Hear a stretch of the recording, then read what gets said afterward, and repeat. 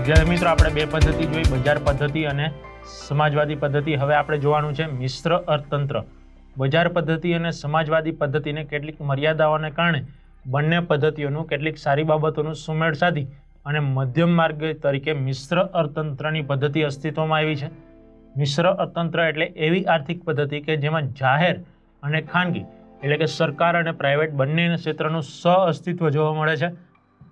આ બંને ક્ષેત્રો એકબીજાના હરીફ નહીં પરંતુ પૂરક બનીને કામ કરે છે.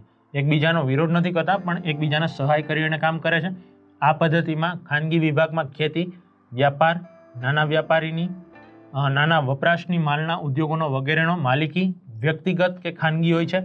જ્યારે ભારે મોટા ઉદ્યોગો છે, સંરક્ષણ સામગ્રીના, રેલવે હોય, સૈનિકો માટેના હથિયારો બનાવવાનું કાર્ય હોય, તો એ કારખાના, રેલવે, વીજળી, રસ્તાઓ, સિંચાઈ વગેરે પાયાની ચાવીરૂપ ક્ષેત્રો છે એ માલિકી કોની હોય છે? રાજ્ય સરકારની હોય છે, કેન્દ્ર સરકારની હોય છે. આમ મિશ્ર અર્થતંત્ર એ પણ આપણા માટે ખૂબ જ ઉપયોગી સાબિત થાય છે અને એના દ્વારા પણ ઘણા બધા વિકાસશીલ દેશો છે એ અત્યારે આર્થિક વિકાસ સાધી રહ્યા છે.